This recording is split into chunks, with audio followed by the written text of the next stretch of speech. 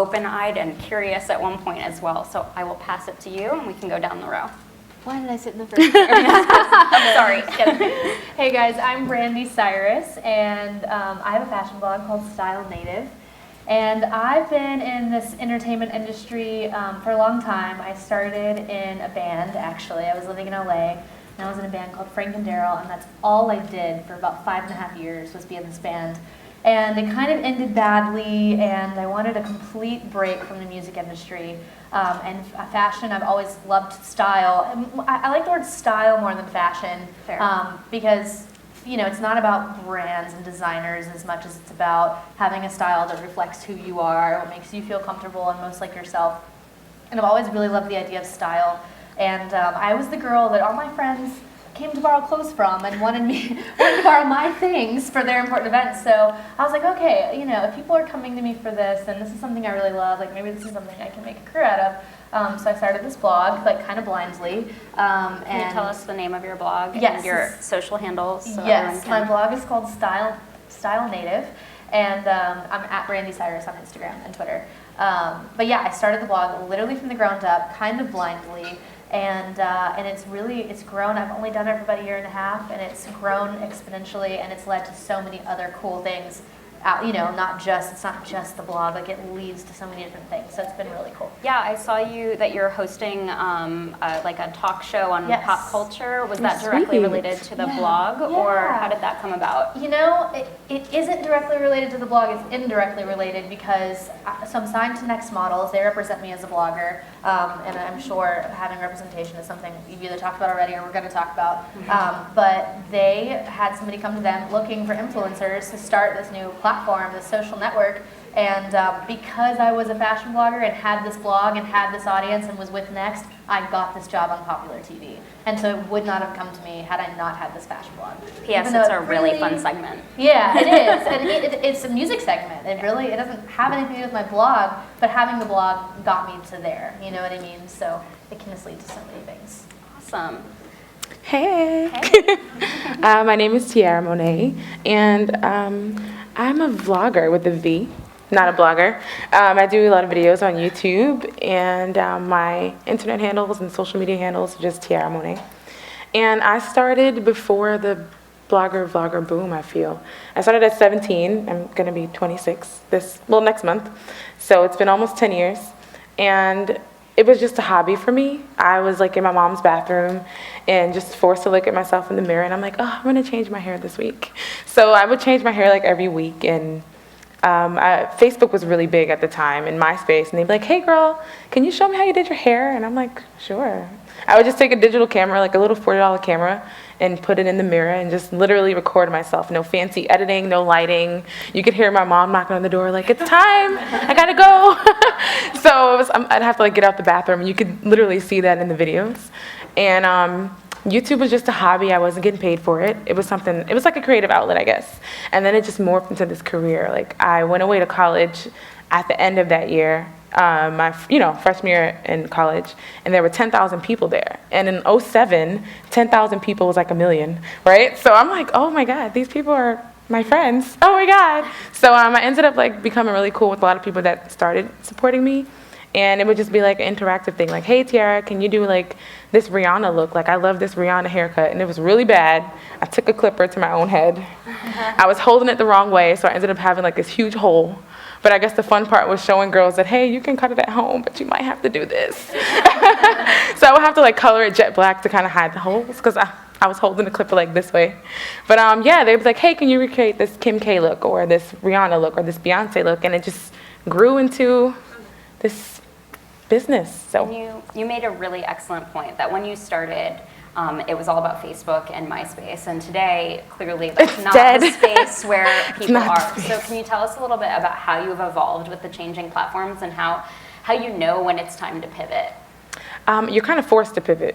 It's like, so now like YouTube announced like they have YouTube Red. So I'm signed to a network, Style Hall. I don't know if you girls have heard of it. Have you?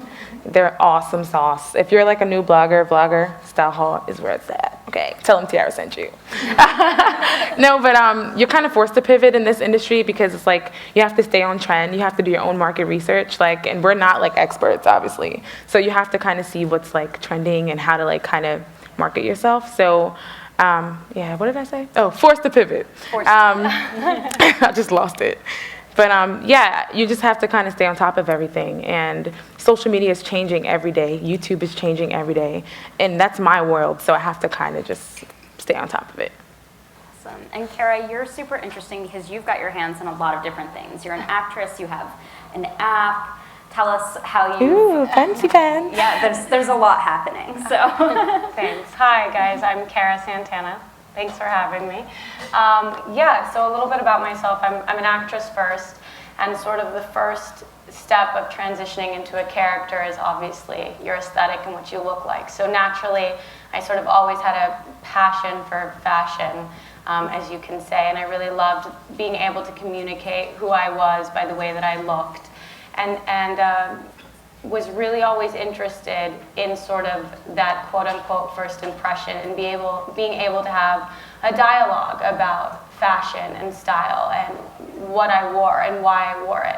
And so it sort of naturally evolved into like creating a blog where we could talk about that and communicate about what we liked and the sort of trends that were going on and who it worked for and who it didn't, and just a very sort of open conversation with anybody. I think that fashion sort of tends to have sort of like a pretentious sort of vibe to it. Right. I think you guys would probably agree.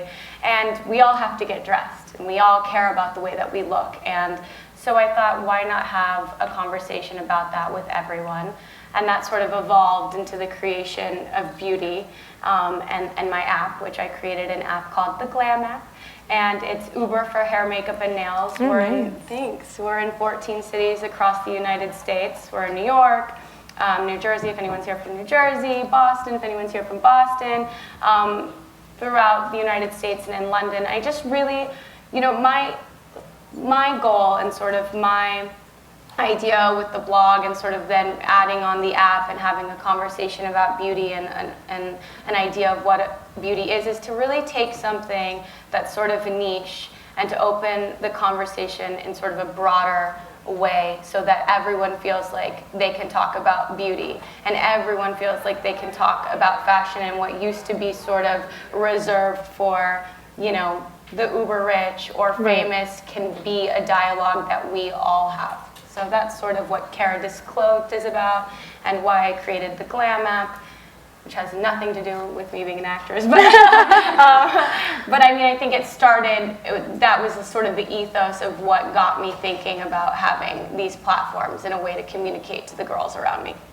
So it sounds like themes in terms of how people sort of their career paths are passion driving the start of everything, and then sort of following a path and not being afraid to pivot as sort of the tides of social media and platforms change, which is, I would agree with all of that. Well, keeping it cohesive. Yeah. I mean, I think that that's what works for all three of us up here and for anybody who's, you know, successful in their field is you really want to make sure that your brand is cohesive and what you're saying is, you know, aligned so that people know who you are and what you stand for. Yeah, and each of you have a really distinct voice that's so unique and interesting and fun to be a part of when you're on all your various platforms, and that obviously comes from within. So we heard in the last conference or the last panel, the panelists were talking about networking and the importance of networking, and I would love to hear from each of you how you build relationships. How do you view networking, and what role has networking, like the biggest contribution that networking has played in where you are today? Yeah, I mean, I think networking is the most important thing. It's kind of just turned into that, you know? Before, it was like you go to school and you get a degree and you learn something and then you go do it, but now it's more about who you know.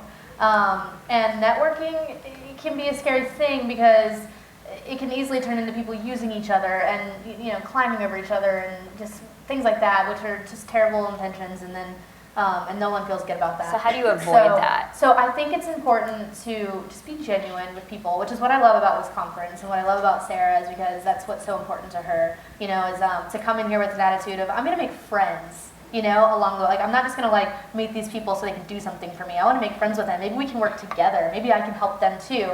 So for me, my favorite way to network is to just work with other people and do things with each other. So, you know, if somebody is like, hey, can you style me for this? And I'm like, yeah, I'll do that. And then they in turn can promote that for you. If that, like, so I work with a lot of artists because I used to be an artist. So if I style an artist friend, then she's going to promote that for me. So it's more about helping each other and working together because that's what's fun anyway. So it's like almost using, instead of looking at like financial gain and using people for financial gain, looking at how you can help each other and that bartering being its own kind of currency that all promotes each other and everyone. And when a bunch of people get together and create something that they all love, like when that magic happens, great things are going to happen from that. So I recently was at a music video in Nashville. I was talent in the video, and we were working with an incredible director who made this whole video for nothing, and every single person on set was not getting paid. Like the tiny budget we had went to renting gear and the location and all that, and so much magic was made with this video because all these talented people volunteered to do it for free just to get to create something together. And then the video ended up just being this massive thing for this artist, and it blew up for all of us, and it was great for all of us to do.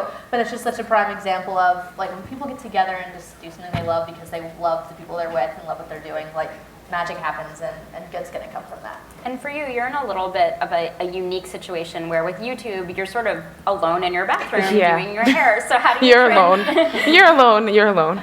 I was going to say that I feel like networking is changing a little bit because, you know, especially with social media, you can like meet someone online and you follow each other and you support each other and you can pass each other in the street and there's never a conversation. It happens a lot in my industry. Like you can, like with makeup artists or hairstylists or other bloggers, like you're so cool online and then in person it's awkward, it's hard because you're so used to that, you know, that barrier, you know. So I feel like as a vlogger, it's almost like you have to like put an effort.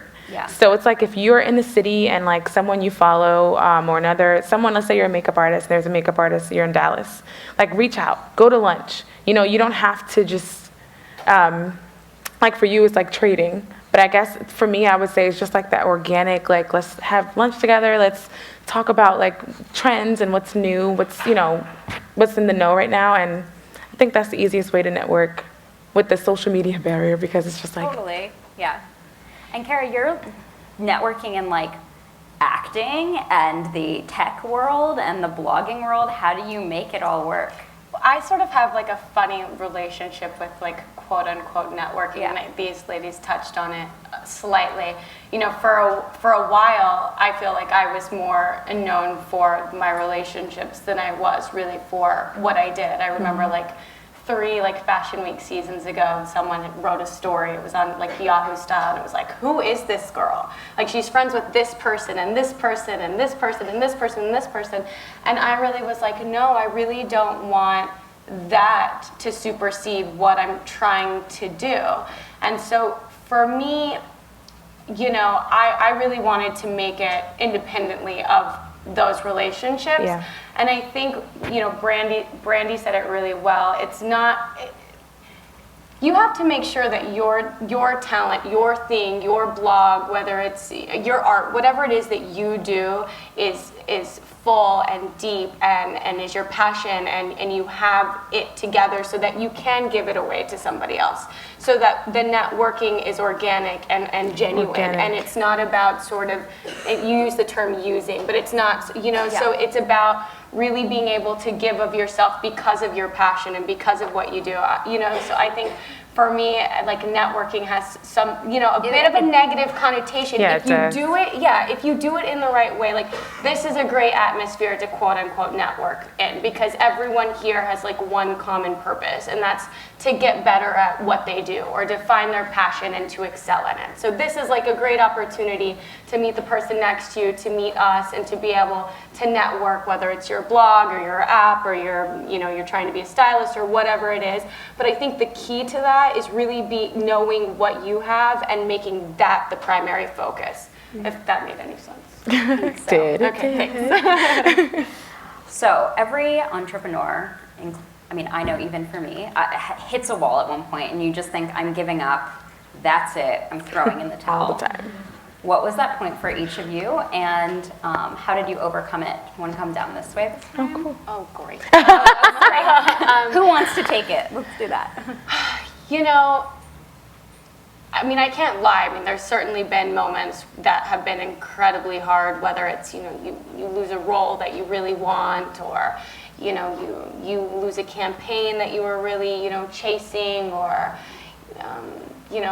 something happens that sort of like what you think inhibits you from moving forward. But for me, I think I was always really sure about what I wanted to do. I was always super impassioned by everything that I wanted to do. So even when things got it got hard, I never felt like I can't go on, because what I wanted to do was so much greater than that stumbling block or that moment. Not to sound cliche, but I think if you love what you're doing, then you're not really working a day in your life, if that's the quote that they say. So I have all of these jobs, and there's all moments that are frustrating or that are hard or aren't seamless for me, but because I know what I'm doing is what I want to be doing, I'm like, F it, right. Pick yourself up and move on to the next thing. You'll get another job, you'll get another campaign, you'll launch in another city, and it'll be okay. Totally sidebar, but your lipstick is awesome. I'm staring at her mouth I need this in my life. At the end, right? I'm sorry. I can't take credit for it. It was a glam app stylist here in New York, Logan Greenwood. She's a great makeup artist, and she did my makeup this morning. Oh, you look amazing. Yeah. Oh, thanks. Amazing. I feel like I have quarterly breakdowns, and my mama gets the calls. I'm over this. I want to quit. I'm going to corporate America. It's hard. One, I feel like we face different pressures. So we get it from the public, we get it from our supporters. There's this constant pressure. It never eases up, especially when you own your own business, or you're working for yourself, so the work never stops, right? Yeah. I just cry, let it go, and you get back up, because like she said, if you love it and it's what you want and it's everything that you are, you're not going to stop. You're not going to give up. And literally a week ago, I'm over this. I'm quitting. I can't. I'm not doing this anymore.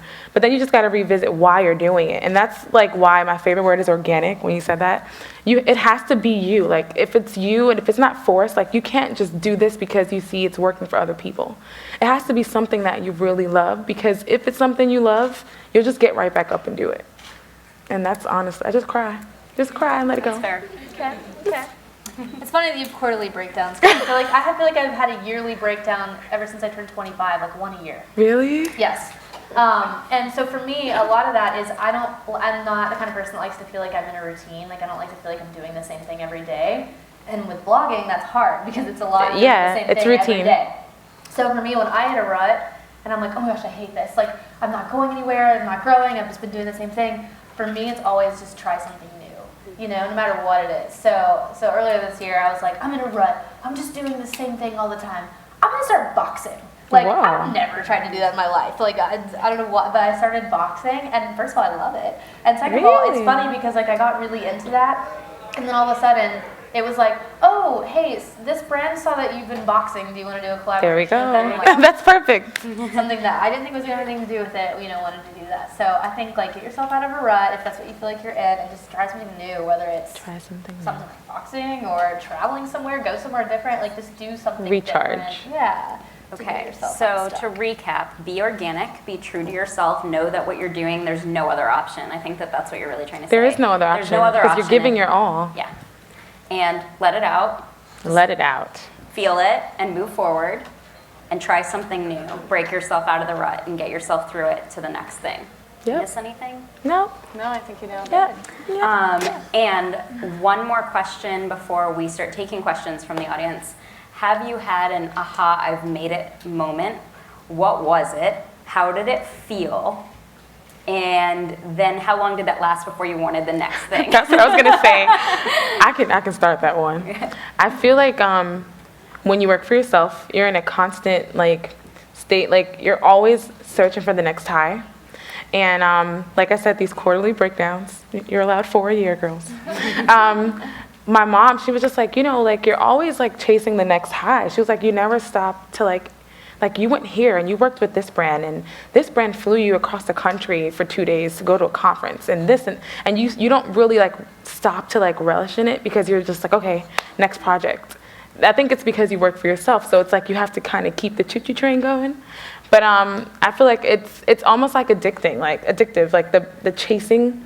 Yep. So yeah, I don't know if there was ever an aha moment that lasted for me because I'm always like chasing the next one. What was the brand partnership for you that you were like the most excited Oh, about? Maybelline. Like, Maybelline. Mainly because like as a woman of color, it's you don't see a lot of brown bloggers like that are celebrated in a lot of different mediums. So the fact that they chose me and they loved my look and they didn't try to alter it or change it, they were just like, we want you to be you. We like you. We love your look. Here's a bunch of makeup, make something happen. And it was just like, wow. Like, and it was like so inspiring to me. And then I noticed like a lot of girls were just buying Maybelline and not realizing that they had stuff for women of color. I'm like, yeah, like they have your shade, girl. Go. They have BB cream for you. But you know, like it's just like a lot of women of color are afraid to, you know, try different brands because they feel like they don't have stuff for us, but they really do. And working with Maybelline probably was like the biggest thing, but then I was chasing the next thing. Got it. Okay, so mine's gonna sound completely different. Uh-oh. For me, okay, so starting in the music industry, being in this band, when you're in a band and you're first starting out, like you are literally living on Taco Bell and living out of a van and sleeping in Super 8 motels. Like it is a grind and you're dirt poor and that's just the name of the game if you want to be in a band. It sounds fun. It's fun sometimes. There are fun moments. Like no. And I know this may sound silly coming from me because you guys know my last name and all that, but I will tell you right now, like, yes, my parents are obviously super supportive and are there to help me if I need it, but ever since I was 18, they've made me do it on my own, you know, like, okay, well, here's a starter car, but, like, go get a job so you can pay gas. Like, that's just been how my parents have raised us. So, starving artist, living out of a van for 5 years, you know, so when I transitioned into this fashion industry and started the blog, about a year goes by, and it's like, oh wait, I'm just blogging. I don't have a job, I don't have a day job, like, and I'm surviving, you know. And so I was like, wow, this is paying my bills, like that's insane. So that was kind of the first big moment where I was like, oh my gosh, God, I made it. Like I love that. I'm not like living paycheck to paycheck. This is great. And so I was like, okay, well, I ride horses. I've done it my whole life, and before I turned 25, my parents paid for that. And then when I moved back to Nashville, they were like, okay, if you want to do that, like you guys are paying for that. So I bought a horse, which I know that sounds so silly if you don't ride horses, but like to me that was a huge deal that like I am, you know, I have my own horse. Like that's insane, and I'm paying for it and I'm doing it. So fashion blogging can buy horses. Like, my friends like drive nice cars. I'm like, I have a horse. But for me to be able to like self-sustain, like pay my bills, I have a horse. Horseback riding is what I really love. I'm doing what I love. Working for myself, like that was just like huge for me. So now it's like on to the next. Like now what else? Now I know, like okay, I have a horse. House is next on the list. I've got a horse. Should I get a stable? But you know, but like hitting that realization where you're like, oh my gosh, this is supporting me. This is paying my bills. This is awesome. You know, that's a big thing in your 20s when you kind of hit that point. Totally. Your turn. I'm like the worst person to ask about this because I'm more like in your corner. The staff of the Glam app, that I have like 7 girls who work under me, and I get excited when they like accomplish something, when we hit like our target revenue, or like when one of my friends gets acknowledged in a, you know, with an accolade or something. But for me, I think I'm so like in the work mode that I don't really, this is not a positive quality, but I don't really stop to celebrate the little victories. I really don't. I'm like, okay, great, moving on, you know. And I think that's probably, if I was gonna critique myself. That's something I Yeah. should probably like stop and smell the roses. But Stop and smell the roses. you know what? I figure I'm 30 now. I can stop and smell the roses when I'm 50 and be like, oh, okay, that was all good. But right now, I'm still like, trying to get it all done. Do you think that that attitude of not wanting to stop is what keeps you hungry and drives the success? I think so. It's I what think drives everyone around yeah. me crazy. Yeah, but I feel like if like that's the one thing I feel like that will separate you from being like the doer and the I wonder if I could do this. Like you have to be a doer and you just have to go. Keep But going. there's a million people trying to do what you're doing. You know what I mean? Right. And I mean, everybody has the same 24 hours in a day, and if you don't work for it, someone else is going to do it, and, Yep. and they're going to be doing it, not you. You know what I mean? What's that silly, ridiculous quote that's all over social media that's like, you have the same 24 hours It's in a day as Beyonce. Beyonce? That's right. I read that and I'm like, gosh, it's so right. Beyonce is not watching Game of And she's not stopping. watching Netflix. Like, No Netflix and chill for Beyonce. That's so funny. but it's true. No, she's totally right. I remember when I went to start the Glam Up, like we started a year ago, and I was in Shreveport, Louisiana, like working on the TV show that I work on, and like intermittently filming, like doing blog posts so that I could get content up. And I was like, I have this idea, and I like said it out loud to I think my boyfriend and my best friend and my manager, and they're like, yeah, you don't have time for that. And I was like, I what? I was like, don't tell me I can't do something. I'm going to do it. And they're like, but you didn't get an MBA. Like, you didn't get a degree. You don't know how to start a tech company and like run a business and be a CEO. And I was like, watch me. That's right. And I think that's sort of like, that's the drive. Yeah, I love it. The drive. Well, I think we have a few minutes left for questions. Does anyone in the audience have questions? So I just started the blog 2 months ago. I've been an attorney for like 7 years, and I want to know, how do you suggest to get people to come visit your website? Because I feel like Instagram is very good. You can get a lot of accolades, you can get a lot of people to just follow you based on that hashtag, but to then revert them to the actual website is where I find it to be kind of strong. Yeah, I mean, I have the same struggle. Like Instagram, is obviously where you get all the likes and everything, and that right now, that's what most of the brands want is the Instagram post. It's like, oh, the blog, we want Instagram. So I think it's important, like if you're gonna have a blog, which I do, and I like having it. I think it's important to have something on there that is gonna make people want to go. You know what I mean? Like there has to be something that's awesome enough on there that it's going to drive people there. So, if you're just going to post photos, like they can see that on Instagram, but are you going to give them advice? Are you going to like show them where they can get this like $500 sweater for $50 somewhere else? Because like it's things like that are going to bring them to your blog. It's not even just the photos, because that's Better to focus on the Instagram portion of it. No, I wouldn't. No, I think Instagram, it's really important to have like quality photos because that's what draws people in. But I think having like quality content on your blog is what's going to bring people there. And if you have something special that they can't find anywhere else, I think that's what's going to get them coming to the blog. And I think like when you're on Instagram, right, you don't have to post the whole photo. So like you drive the traffic from the Instagram to the blog. Like check out my full outfit and here's like a sneak peek, and you do part of the outfit. Maybe or post the outfit and have the details on your blog. Like, oh, you want to know where it's from? Well, click the link in my bio. So that you can like drive traffic. I also think being here is a great opportunity because there's all of these people and all of their following that aren't yours. So here's a great way to talking about networking and collaborating, like being able to sort of tag her and see this great picture on her site that we took at Simply Stylist New York and hashtag it, and that way people who are searching the Simply Stylish New York hashtag, they find your post and they like your content and they follow you, and it's a great way to sort of continue the engagement. So I'm just bringing this up, you're talking about forcing the pivot, and Hilary and I kind of talked about this. I was lucky to sit next to her at brunch.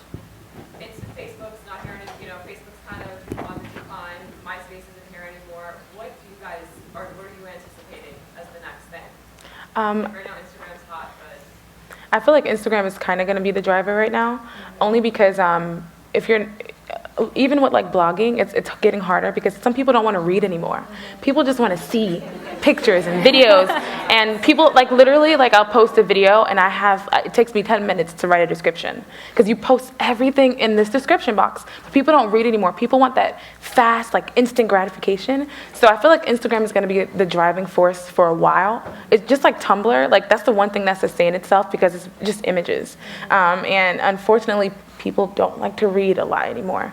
So I do feel like Instagram is like the one way to really promote yourself, to follow trends, to see what's trending on the hashtags, like the lipsticks, whatever your niche is. But I feel like Instagram. I do think Instagram's gonna stay at the top, but Snapchat is. I have such a hard time with it. Okay, I love Snapchat. It's like no one tells me what I can and can't do. You're right. It's 100% like it's like my own TV And it show disappears. if I wanted to. And it's fun, yeah. It disappears. But so I've had a Snapchat for a long time, and I only added friends because I wanted to just be able to be silly and just talk to my friends on Snapchat, whatever. And then I went in to meet with my agent next, and they were like, "Do you have a Snapchat?" And I was like, I mean, I do, but it's just for my friends. They were like, no, make a public Snapchat right now because that's going to be the next platform for brands and advertising and whatever. And even just since I've started doing that like a few months ago, I've already seen Snapchat grow. So I don't know if you guys know, but there's this whole, like if you swipe over, there's this whole thing where there's different channels on Snapchat. And it's like Cosmo CNN. and like all these different things. Like they have their own little channel on there. So I think Snapchat's going to grow. And because it is fast and easy. Yeah. It's quick stuff. You can't post more than like 10 No reading. No reading. You can flip through if you don't like what you see. It's very very quick. So I don't know. I feel like if you're gonna have a secondary, I think Snapchat is kind of the thing. I guess I should get on it. To get out. We can do a tutorial after this. Yeah. Okay, one more. What's your Snapchat? Mine's just Brandi-Cyrus. Okay. I post a lot of stuff about horses and dogs, so just prepare yourself for I'm gonna that. follow that. We'll take one more then. What's your biggest advice to new bloggers on building original and unique brands? Know your brand. Like, who are you? What are you trying to say? What makes you more unique than every other blogger? Like, what can you say that no one else can say? Is it where you live? Is it your sense of style? What is it? And I think know what you're trying to say and be true to that. I would just piggyback off of what she's saying. I would just say don't compare. Don't look at other bloggers. Don't copy content. And be genuine because it reads. Like, the people that are doing it, why they're doing it. And then the people that really love it, So I would just say be genuine. And it'll read. It'll come. It'll be slow. It may not be like overnight. You may get lucky and like something just pops and, you get all this insane traffic. But be patient. Really, really patient. It's been like 10 years for me. Hey guys, thanks for watching and so glad that you're here. You could just take a moment and subscribe to our channel. You can do it by clicking here, over here, or wherever that subscribe button is. Just click it. You'll get everything directly sent to you. First to know of all things Simply Stylist. Thank you so much, and if you don't, this dog is coming after you.